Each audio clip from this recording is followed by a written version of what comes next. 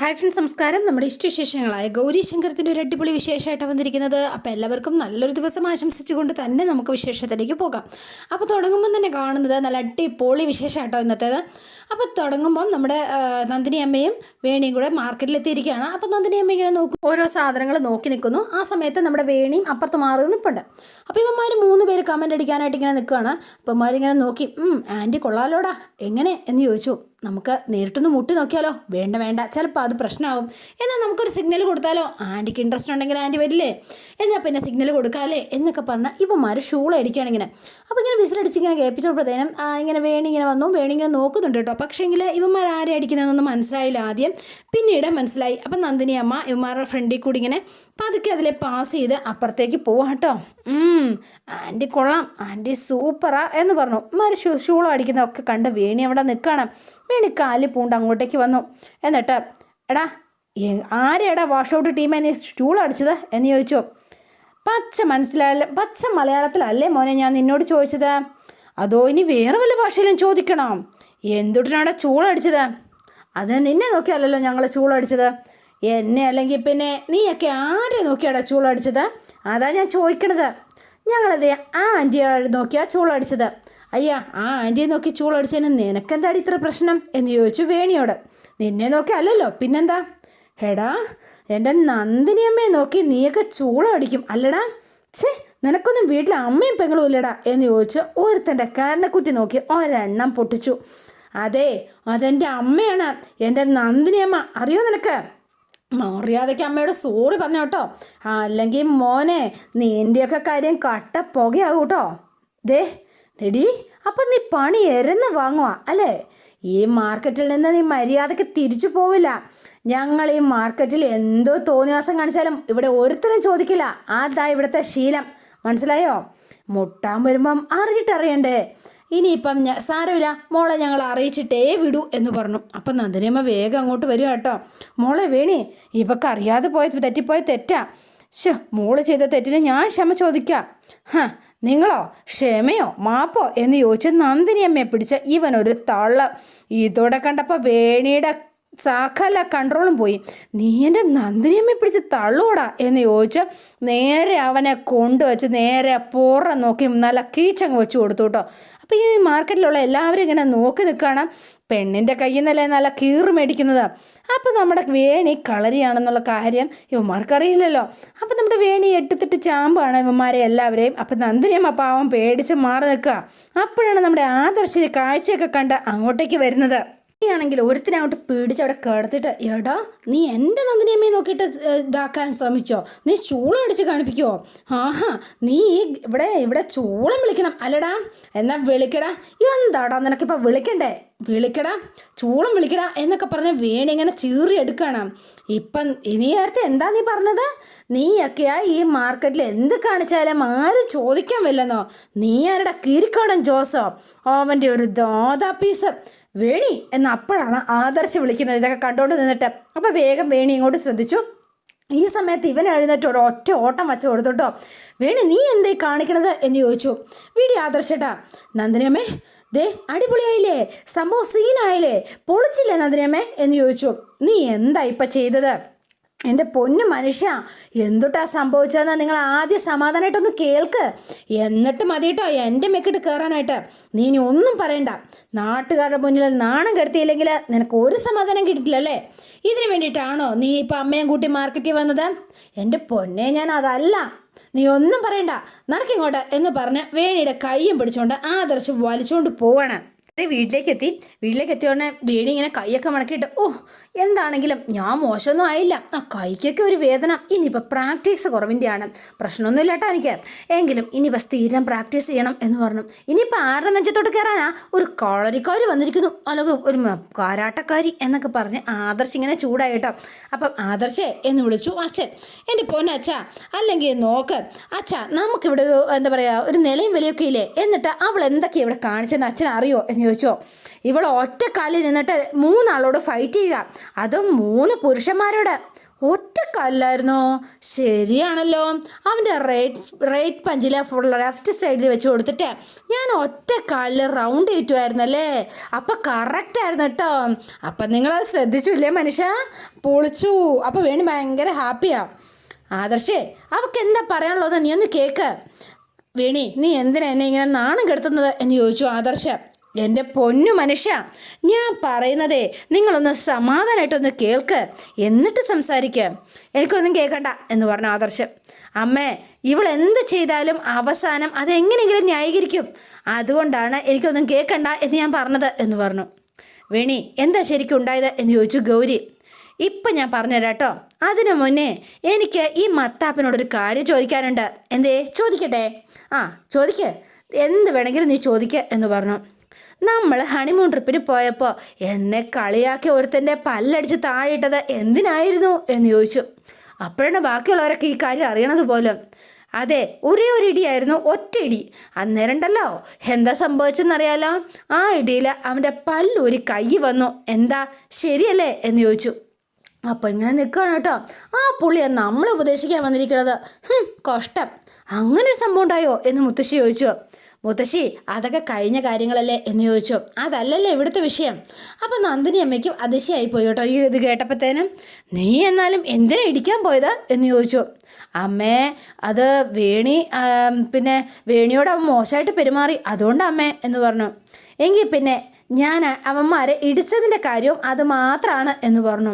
പക്ഷേ മോശമായ രീതിയിൽ പെരുമാറിയത് എന്നോടല്ല, ദേ ഈ പാവം നന്ദിനിയമ്മയോടാ ചെയ്തത്. അറിയോ നിങ്ങൾക്ക്? ആ കൂട്ടത്തിൽ ഒരുത്തൻ നന്ദിനിയമ്മയെ നോക്കി ചൂളടിച്ചു. പിന്നെ ഞാൻ എന്താ ചെയ്യേണ്ടിയിരുന്നത്? അങ്ങനെ ആരോട് ക്ഷമിക്കാനായിട്ടൊന്നും എനിക്ക് കഴിയില്ല കേട്ടോ. പറഞ്ഞേക്കാം, ഞാൻ അവന്മാരോട് പറയണമായിരുന്നോ നന്നായി ചൂളം വിളിച്ചെന്ന്? എന്തേ അങ്ങനെ പറയണമായിരുന്നോ? പറയാതെ ചേട്ടാ എന്ന് ചോദിച്ചു. അവന്മാരോടൊക്കെ ഇങ്ങനെ തന്നെയായിരിക്കും ഞാൻ പ്രതികരിക്കുക. അമ്മയോട് അവർ മോശമായിട്ട് പെരുമാറിയാൽ നീ അത് എന്നെ വിളിച്ച് പറയണം, അല്ലാതെ നീ കയറി അടിക്കുകയല്ല ചെയ്യേണ്ടത് എന്ന് പറഞ്ഞു ആദർശം. ആദർശേട്ടാ, വെറുതെ എന്തിനാ വേണിയെ കുറ്റം പറയണത്? തെറ്റ് അവരുടെ ഭാഗത്തല്ലേ. ദേ, വേണി ചെയ്തതാ ശരി എന്ന് പറഞ്ഞു ഗൗരി.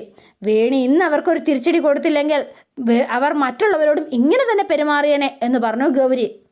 ഇതത്ര നല്ല കാര്യമായിട്ടൊന്നും എനിക്ക് തോന്നുന്നില്ല എന്ന് മുത്തശ്ശി ഉടനെ പറഞ്ഞു. പഴയതൊന്നും ഇവിടെ ആരും മറന്നിട്ടില്ലല്ലോ അല്ലേ?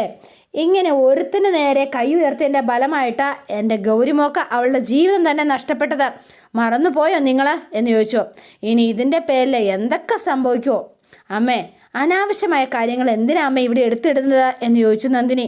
അനാവശ്യമായ കാര്യമോ? അമ്മേ, ഞാനിനി ഒന്നും പറയണില്ല എന്ന് പറഞ്ഞുകൊണ്ട് മുത്തശ്ശി നേരെ അകത്തേക്ക് കയറിപ്പോയി. അപ്പോൾ ബാക്കി ഇവരെല്ലാവരും നിൽപ്പുണ്ട്. ആദർശും വേണിയും നന്ദിനിയും നമ്മുടെ ശ്യാം സാറും ഗൗരിയും ആരതിയും ഒക്കെ ഉണ്ട്. മോളെ വേണി എന്ന് ശ്യാം സാറ് വിളിച്ചപ്പോഴത്തേനും എൻ്റെ പൊന്നു പ്രൊഫസറെ, അയ്യോ വേണ്ടായേ എന്ന് പറഞ്ഞു. പ്രൊഫസറുടെ വക ഉപദേശമല്ലേ? അല്ല എന്ന് പറഞ്ഞു. അല്ലേ? അപ്പോൾ ഞാൻ ചെയ്തത് തെറ്റല്ലേ എന്ന് ചോദിച്ചു. വേണി മോളെ, നീ ചെയ്തത് തെറ്റാണ് നല്ല അച്ഛൻ പറയണത് എന്ന്. നീ ചെയ്ത രീതിയാണ് ശരിയല്ലാത്തത് എന്ന് പറഞ്ഞു. നല്ല രീതിയിൽ നിനക്ക് അവരെ പറഞ്ഞൊന്ന് മനസ്സിലാക്കാൻ പാടില്ലായിരുന്നോ? നല്ല രീതിയിൽ അല്ല പ്രൊഫസറെ, ഈ നല്ല രീതിയിൽ പറഞ്ഞ് മനസ്സിലാക്കിയാൽ ആൾക്കാർക്കൊക്കെ കാര്യം മനസ്സിലാവുമോ? മനസ്സിലാവും എന്ന് പറഞ്ഞു.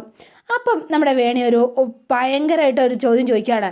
അതെ, നന്ദിനമ്മയ്ക്കും ഈ അഭിപ്രായം തന്നെയാണോ? നമുക്ക് ക്ഷമയോടെ സമീപിച്ചാൽ എത്ര വലിയ ശത്രുതയും നമുക്ക് മാറ്റിയെടുക്കാൻ പറ്റും മോളെ എന്ന് പറഞ്ഞു. അല്ലെങ്കിൽ എത്ര വലിയവരെ മാറ്റാൻ പറ്റും. അങ്ങനെയാണെങ്കിൽ പ്രൊഫസർക്ക് നന്ദിനി അമ്മയ്ക്ക് എന്തുകൊണ്ടാ സ്വന്തം മോളെ ഈ നിൽക്കുന്ന ഗൗരിയെ നല്ല രീതിയിൽ പറഞ്ഞ് മനസ്സിലാക്കാൻ കഴിയാത്തത് എന്നൊരു മറു ചോദ്യമായിരുന്നു വേണിക്കുണ്ടായിരുന്നത്. എൻ്റെ ഏട്ടന് എത്ര ഭ്രാന്ത് പിടിച്ചാ ഈ ഒരു സ്നേഹിക്കുന്നത്? അങ്ങയുടെ സ്നേഹത്തിന് ഇവൾ എന്തെങ്കിലും വില കൊടുക്കുന്നുണ്ടോ? ഉണ്ടോ പ്രൊഫസറെ? പറ നന്ദിനിയമ്മേ, ഞാൻ ചോദിച്ചത് കേട്ടില്ലേ നിങ്ങൾ എന്ന് ചോദിച്ചു. അപ്പം അവർ മിണ്ടുന്നില്ല. നന്ദിനിയമ്മയ്ക്ക് അഭിപ്രായം പറയാട്ടോ. എന്തേ, ഒന്നും പറയാനില്ലേ എന്ന് ചോദിച്ചു. പിന്നെ എൻ്റെ മത്താപ്പിന് പിന്നെ അഭിപ്രായമൊന്നുമില്ലല്ലോ, അതെനിക്ക് നന്നായി അറിയാം എന്ന് പറഞ്ഞു. അപ്പോൾ ഇവർ മിണ്ടുന്നില്ല. ആരും തന്നെ അങ്ങോട്ടും ഇങ്ങോട്ടും നോക്കുക. നിങ്ങൾ ആരെങ്കിലും എൻ്റെ ഏട്ടൻ്റെ സ്നേഹത്തെക്കുറിച്ച് ഈ ഗൗരിയോട് പറഞ്ഞ് മനസ്സിലാക്കാൻ തയ്യാറായിട്ടുണ്ടോ? ഇല്ല. അതിൻ്റെ കാരണം എന്തിട്ടാ എന്ന് ചോദിച്ചു. ഈ ഗൗരി മാത്രമല്ല, അതിന് എന്താണെന്നറിയോ? പ്രൊഫസറുടെ ഫാമിലി ഫുള്ളും എൻ്റെ ഏട്ടൻ്റെ സ്നേഹത്തിന് യാതൊരു വിലയും കൊടുക്കുന്നില്ല. അതാണ് അതിൻ്റെ സത്യാവസ്ഥ. പിന്നെ നമ്മൾ കാണുന്നത് ചാരങ്ങാട്ട് വീട്ടിലാണ് കേട്ടോ. അപ്പോൾ കാണുന്നത് നമ്മുടെ ശങ്കറിനെയും കമലിനെയാണ്. അപ്പോൾ കമലയിടത്തിയോട് എനിക്ക് കുറച്ച് കാര്യം സംസാരിക്കാനുണ്ട് എന്ന് പറഞ്ഞു. ശങ്കർ എന്നോട് സംസാരിക്കാൻ അതിന് മുഖവരുടെ ആവശ്യമൊന്നുമില്ലല്ലോ, എന്താണെന്ന് വെച്ചാൽ മോൻ പറഞ്ഞോ എന്ന് പറഞ്ഞു. അപ്പോൾ ഇങ്ങനെ നിൽക്കുകയാണ് കമലയിടത്തിക്കറിയോ ഈ സ്ത്രീകൾ എന്തിനാ ഇങ്ങനെ വിചിത്രമായിട്ട് പെരുമാറുന്നത്, എനിക്ക് മനസ്സിലാവുന്നില്ല എന്ന് പറഞ്ഞു. ശങ്കർ പറയണത് എനിക്ക് മനസ്സിലായില്ല, എന്താ ശങ്കർ ഉദ്ദേശിച്ചത് അത് പറ. നമ്മുടെ ചേട്ടച്ചാര കമലയിടത്തിയെ എന്തുമാത്രം ഉപദ്രവിച്ചിട്ടുണ്ട്, എന്തുമാത്രം തല്ലിട്ടുണ്ട്. എന്നിട്ട് കമലയിടത്തി ദേഷ്യം പിടിച്ച് ഈ വീടിനെയും ശേഖരനെ ഉപേക്ഷിച്ച് പോയില്ലല്ലോ.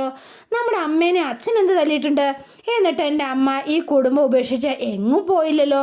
അതെന്താ, ഞാൻ എൻ്റെ ഗൗരിയെ ഒറ്റയടിയല്ലേ ഇടിച്ചിട്ടുള്ളൂ, പക്ഷെ അപ്പോഴേക്കും അവൾ വീട് വിട്ടു പോയി. അതെന്താ കമലയിടത്തി ഗൗരി ചെയ്തത് ശരിയാണോ എന്ന് ചോദിച്ചു. ശങ്കർ, ഗൗരി നീ അത്രയധികം സ്നേഹിക്കുന്നുണ്ടെങ്കിൽ പിന്നെ എന്തിനാ നീ അവളെ തല്ലിയത് എന്ന് ചോദിച്ചു. ശങ്കറിന് അറിയാലോ ഗൗരി എത്ര പാവമാണെന്നറിയോ, എത്ര മിടുക്കി കുട്ടിയാണെന്നറിയോ അവള്, എന്നിട്ടും നീ അവളെ തല്ലിയില്ലേ.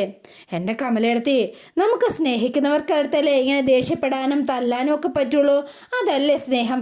നമുക്ക് സ്വാതന്ത്ര്യമുള്ളിടത്തല്ലേ നമുക്ക് വഴക്കടിക്കാൻ പറ്റുള്ളൂ, അതല്ലേ കമലയിടത്തി ഈ സ്നേഹം എന്ന് പറയണത്. ശങ്കർ വിഷമിക്കണ്ട കേട്ടോ, ഇവിടുത്തെ അച്ഛൻ എന്തായാലും ഗൗരിയെ കൂട്ടിക്കൊണ്ടുവരാൻ പോയിട്ടുണ്ടല്ലോ, വിഷമിക്കണ്ട. ഇനിയെങ്കിലും നിങ്ങൾക്കിടയിലുള്ള ഇത്രയും പ്രശ്നങ്ങളൊന്നും ഉണ്ടാകാതിരുന്നാൽ നോക്കിയാൽ മാത്രം മതി. ഞാൻ കമലയിടത്തിയുടെ തലയെ തൊട്ട് സത്യം ചെയ്യാം. ഇനി ഞാൻ ഒരിക്കലും ഗൗരിയെ തല്ലില്ല കേട്ടോ.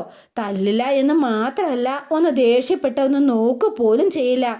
എന്തിന്, ഈ നെറ്റി ഒന്ന് ചുളുക്ക പോലും ഞാൻ ചെയ്യില്ല കേട്ടോ എന്ന് പറഞ്ഞു.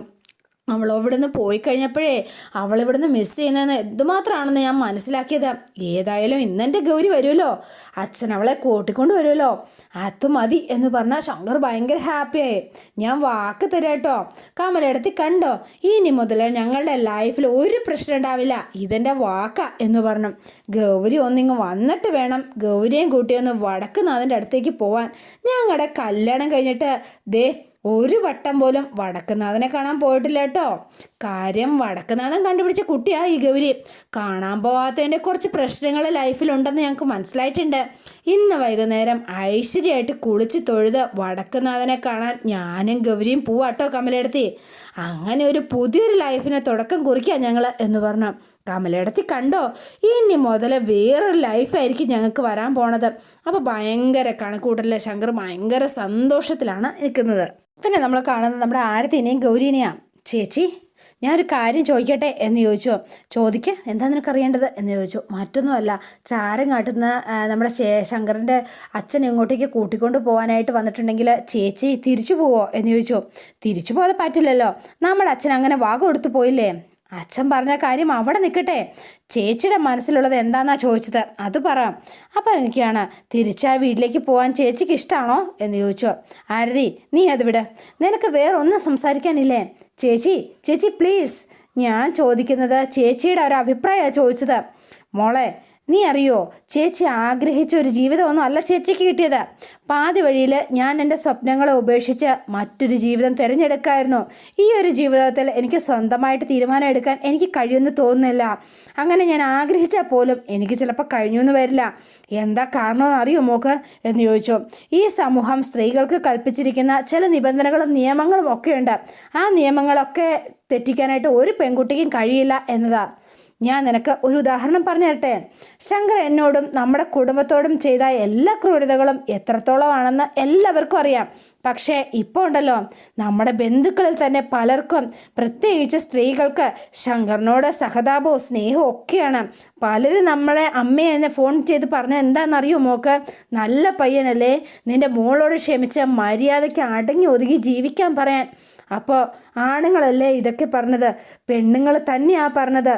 പലർക്കും ഞാൻ അഹങ്കാരിയായിട്ടാണ്, ഞാൻ ചെയ്തത് ശരിയാണെന്ന് എത്ര പേര് പറയും, ആരും പറയില്ല. എത്ര പേര് എൻ്റെ ഒപ്പം നിൽക്കും, ആരും നിൽക്കില്ല. അങ്ങനെയാ മോളെ ഈ സമൂഹം. നാളെ നമുക്കും ഈ നിയമങ്ങളൊക്കെ ബാധകമാണ്, നിനക്കും ഇതാ. പക്ഷേ ഇതിൻ്റെ കാര്യങ്ങളൊക്കെ എന്തോ ആവട്ടെ, അതിനെക്കുറിച്ചൊന്നും എനിക്കറിയില്ല. പക്ഷേ ഞാൻ ചേച്ചിയോട് ഒരു കാര്യം പറയട്ടെ, ചേച്ചിയുടെ മനസ്സ് എന്താണോ പറയണത് അത് മാത്രമേ ചേച്ചി കേൾക്കാവുള്ളൂ, അതിനൊപ്പം നിൽക്കണം. ശരിയല്ല എന്ന് ചേച്ചി പറഞ്ഞാൽ ഒരു കാര്യവും സ്വന്തമായിട്ട് അടിച്ചേൽപ്പിക്കാൻ ഒരു കാരണവശാലും എൻ്റെ ചേച്ചി ശ്രമിക്കരുത് എന്ന് പറഞ്ഞു. എന്താ ചേച്ചി, ഞാൻ ശരിയല്ലേ എന്ന് ചോദിച്ചു. ശരിയാ, ഓരോ പെണ്ണും ഓരോ സ്ത്രീയും ഇങ്ങനെ തന്നെ ആയിരിക്കണം എന്ന് പറഞ്ഞു. എന്നിട്ട് ആരതി ഇങ്ങനെ ചേർത്ത് പിടിച്ച് നിൽക്കുകയാണ് നമ്മുടെ ഗൗരി. ഭയങ്കര സന്തോഷമായി കേട്ടോ. അപ്പോൾ ചേച്ചീനെ ഓർത്തിട്ട് ആകെ ഒരു ആങ്കലാപ്പും വേവലാതിയും ഒക്കെയാണ് നമ്മുടെ ആരതിക്കുള്ളത്. പിന്നെ കാണാൻ നമ്മുടെ വേണീനെയാണ്. പുള്ളി ഭയങ്കര ദേഷ്യത്തിലാണ്. അപ്പോൾ ആദർശ് ഒന്ന് അതിനെ നയിപ്പിക്കാനായിട്ട് എത്തുകയാണ് പെണ്ണുമ്പിളാനെ. അപ്പോൾ പതുക്കെ ചെല്ലുമ്പോൾ ഭയങ്കര കലിപ്പിലിരിക്കുകയാണ് ആശാൻ. അപ്പോൾ നേരെ ആദർശ് ചെന്നു. അവിടെ ചെന്ന് അടുത്തിരുന്നു വേണിയുടെ. എന്നിട്ട് വേണി ഇങ്ങനെ നോക്കിയിരിക്കുന്നില്ല കേട്ടോ. നീ എൻ്റെ ഡ്രസ്സ് കഴുകാനിട്ടായിരുന്നോ എന്ന് ചോദിച്ചു. അപ്പോഴും തിരിഞ്ഞിരിക്കാം. ഇട്ടില്ലെങ്കിൽ അതൊക്കെ അലക്കാറായിരുന്നു. അല്ല അതൊക്കെ ചെയ്യണം കേട്ടോ എന്ന് പറഞ്ഞു. സാരമില്ല, അതെ നീ അലക്കാനിട്ടില്ലെങ്കിൽ അമ്മ അലക്കാനിട്ടോളും. അല്ല അതെ പിന്നെ വേണി എന്ന് പറഞ്ഞിങ്ങനെ തോണ്ടുകയാണ്. നീ കരാട്ട പഠിച്ച കാര്യം വേണി എന്താ എന്നോട് പറയാതിരുന്നത് എന്ന് ചോദിച്ചു. അപ്പോഴും മിണ്ടുന്നില്ല. അപ്പോൾ ആദർശിന് ദേഷ്യം വന്നു. ആദർശം കഴിഞ്ഞേറ്റു പോയി. അപ്പോൾ നമ്മുടെ വേണി മത്താപ്പേ എന്നൊരു വിളി. അപ്പോൾ വേഗം തന്നെ ആദർശ് തിരിഞ്ഞു നോക്കി കേട്ടോ. ഞാൻ എത്ര നേരം ഇവിടെ ഇരിക്കാൻ തുടങ്ങിയിട്ടെന്ന് അറിയോ? എന്നിട്ട് നിങ്ങൾ വന്നിട്ട് ഒന്നും മിണ്ടാതെ നിങ്ങൾ എന്നോട് പോവാന്ന് പോലും പറയാതെ നിങ്ങളങ്ങ് പോവാണോ എന്ന് ചോദിച്ചു. അപ്പോൾ ഒരു തിരിഞ്ഞ് ഇരിച്ച് ആദർശ് അകത്ത് കയറി വരികയാണ് കേട്ടോ. അല്ല നീ ഭയങ്കര കട്ട മസിൽ പിടിച്ചിരിക്കുകയായിരുന്നില്ലേ, അതല്ലേ ഞാൻ പോവാന്ന് വെച്ചത് എന്ന് ചോദിച്ചു. ഇനി നീ ഇങ്ങനെയൊന്നും ചെയ്യരുത് കേട്ടോ എന്ന് പറഞ്ഞു. അതെ എനിക്ക് ദേഷ്യം നിയന്ത്രിക്കാൻ പറ്റാത്തത് കൊണ്ടല്ലേ ഞാൻ അങ്ങനെയൊക്കെ ചെയ്തത്. നമ്മുടെ നന്ദിനി അമ്മയെ ആരെങ്കിലും എന്തെങ്കിലും പറഞ്ഞാലേ അതെനിക്ക് സഹിക്കാൻ പറ്റില്ല കേട്ടോ. ഞാൻ പറഞ്ഞേക്കാം. പിന്നെ ഞാൻ കൈയും കെട്ടി നോക്കി നിൽക്കണമെന്നാണ് നിങ്ങൾ പറയണത്. അതിപ്പം നന്ദിനി അമ്മയെ മാത്രമല്ല കേട്ടോ, എൻ്റെ മത്താപ്പനെയും ഞാൻ ആരെങ്കിലും എന്തെങ്കിലും പറഞ്ഞാലേ എൻ്റെ വിധം മാറൂട്ടോ എന്ന് പറഞ്ഞു. കുറച്ച് നേരം ഭയങ്കരമായിട്ട് ചിരിക്കണം. പക്ഷെ ഞാൻ പറയൂട്ടോ, വേറെ ആരും അത്താപ്പനെ ഒന്നും പറയാൻ പാടില്ല. അതെ ഞാനൊരു കാര്യം പറഞ്ഞോട്ടെ എന്ന് ചോദിച്ചു. അത് നടത്തി തരുമോ? നീ പറ, ഉറപ്പാണോ എന്ന് ചോദിച്ചു. അതെ പ്രോമിസ് ആണല്ലോ എന്ന് ചോദിച്ചു. ഉറപ്പ്. നീ പറഞ്ഞോ, കാര്യം പറഞ്ഞോ? അതെ എന്നെ ഒന്ന് പുറത്ത് കൊണ്ടുപോവോ എന്ന് ചോദിച്ചു. അപ്പോൾ ആദർശ് ചിരിച്ചു. നിനക്ക് എവിടെയാണ് പോകേണ്ടത് എന്ന് ചോദിച്ചു. അതെ ആദ്യം ആ മാനവീയം വീതി, പിന്നെ സിനിമ, പിന്നെ ഉണ്ടല്ലോ ഒരു തട്ടുകടയിൽ പോയിട്ട് ഒരു ഫുഡ്, അത്രയേ ഉള്ളൂ. സമ്മതിച്ചോ എന്ന് ചോദിച്ചു. അന്തേ പറ്റുമോ എന്ന് ചോദിച്ചു. പറ്റും എന്ന് പറഞ്ഞു. സമ്മതിച്ചോ? ശരിക്കും സത്യമാണോ? ശരിക്കും സമ്മതിച്ചോ എന്ന് ചോദിച്ചു. സമ്മതിച്ചു എന്ന് ആദർശ് ഇങ്ങനെ പറഞ്ഞു. ഒപ്പത്തേനും വേണിയുടെ ഒരു സന്തോഷം കാണാമായിരുന്നു. വേണി വേഗം തന്നെ ആദർശിനെ കെട്ടിപ്പിടിച്ചിങ്ങനെ നിൽക്കണം. അപ്പോൾ ആദർശനും ഭയങ്കര സന്തോഷമായി. കുഞ്ഞു പിള്ളേർ കാണിക്കുന്ന പോലെയാണ് വേണിയുടെ കണ്ണീര്. ഈ സമയത്താണ് നമ്മുടെ ഗൗരി ആദർശിന് ചായ ആയിട്ടാണ് കേട്ടോ കയറി വരുന്നത്. അപ്പോൾ കയറി വരുമ്പോഴത്തേനുമാണ് ഈ കാഴ്ച കാണുന്നത്. ഇത് കണ്ടപ്പോഴത്തേനും ഗൗരിക്കാകെ നാണായി. അപ്പോൾ ഗൗരി എന്ത് ചെയ്തെന്ന് വെച്ചാൽ പുറകോട്ടൊന്ന് വലിഞ്ഞു നിന്നു. എന്നപ്പോഴത്തേനും നമ്മുടെ ആദർശനോട് നമ്മുടെ വേണിയെ ചേർത്ത് പിടിച്ചിങ്ങനെ നിൽക്കുകയാണ് രണ്ടുപേരുടെ. ഒന്നുകൂടെ നോക്കിയിട്ട് പതുക്കെ ഗൗരി അങ്ങോട്ടേക്ക് പോയിട്ട്. അപ്പോൾ നമ്മുടെ നന്ദിനി അമ്മ ചോദിക്കുകയാണ്, ഇതെന്താ നീ ചായ കൊടുത്തില്ലേ എന്ന് ചോദിച്ചു. അത് പിന്നെ ആദർശൻ ഇപ്പം വേണ്ടാന്ന് പറഞ്ഞു. അവൻ ഇപ്പം തന്നെ വേണമെന്ന് പറഞ്ഞിരുന്നാണല്ലോ. എങ്കിൽ ഇതാ ഞാൻ കൊടുക്കാം എന്ന് പറഞ്ഞു നന്ദിനി അമ്മ. വേണ്ടമ്മേ എന്ന് പറഞ്ഞു. അപ്പം ഇപ്പം അങ്ങോട്ട് പോകണ്ട. അതെന്താ എന്ന് ചോദിച്ചു. ആദർശേട്ടൻ ചായ വേണ്ടാന്നൊന്നും പറഞ്ഞില്ല, അത് ഞാൻ വേണ്ടാന്ന് കള്ളം പറഞ്ഞതാ എന്ന് പറഞ്ഞു. കള്ളം പറഞ്ഞതോ? എന്തിനാ ഗൗരി? നിന്നോടാണ് ഞാൻ ചോദിക്കുന്നത്, എന്തിനാ നീ കള്ളം പറഞ്ഞതെന്ന്? ശടാ നീ ചിരിക്കാണോ എന്ന് ചോദിച്ചു.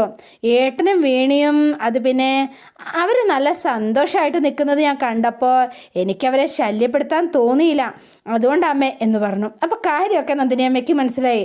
ഞാനിപ്പോൾ അങ്ങോട്ട് ഓടിച്ചെല്ലാതിരുന്നത് നന്നായി അല്ലേ എന്ന് ചോദിച്ചു.